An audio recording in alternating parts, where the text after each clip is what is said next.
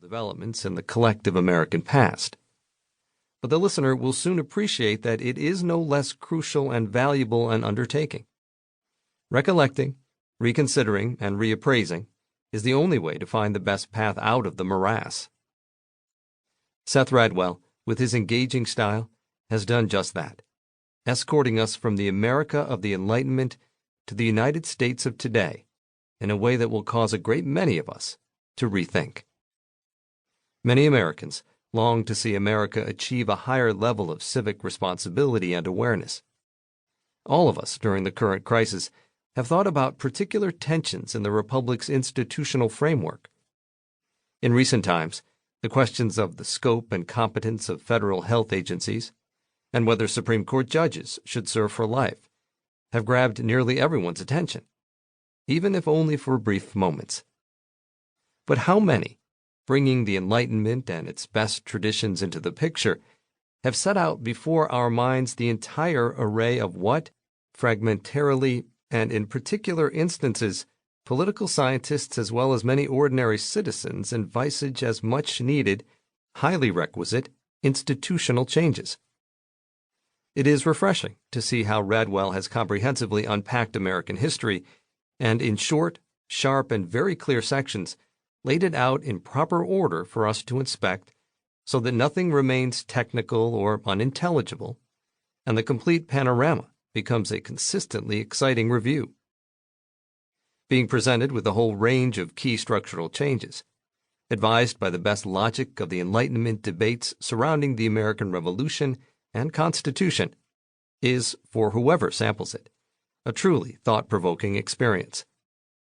To line up in one's mind and visualize from the combined perspective of past and present the entire basket of desirable egalitarian changes makes an unforgettable personal experience for the individual and is a valuable contribution to our democracy.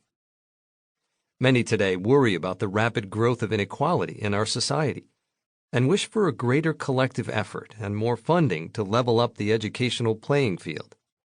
Some see also the need for the education society provides to become less simplistically focused on vocational preparation and for civic and constitutional awareness to be nurtured along with a broadening of horizons.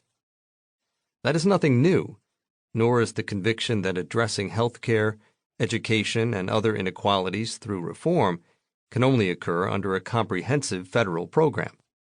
Most already understand that these goals are not achievable without substantial raising of funding levels, and that such programs are impossible without increasing public spending, which in turn can only happen equitably by increasing the tax load on the wealthiest.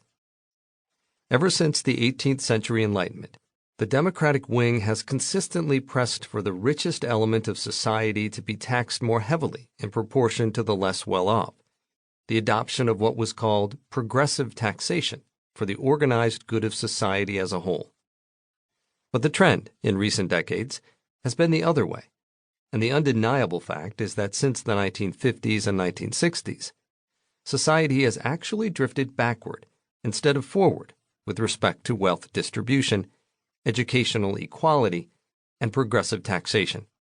Indeed, a sobering reality. Do we have to be taught all over again a principle firmly established before 1800, and a key plank of the democratic program promoted by the radical Enlightenment thinkers in Europe and their counterparts in the United States, Benjamin Franklin, Thomas Jefferson, Thomas Paine, Joel Barlow, and later Margaret Fuller, those who led the American radical Enlightenment tendency, namely, that you cannot have genuine equality and equal rights for all, and a successful democratic republic that truly promotes the common good without raising the general educational level. And you cannot raise the general educational level without introducing progressive taxation.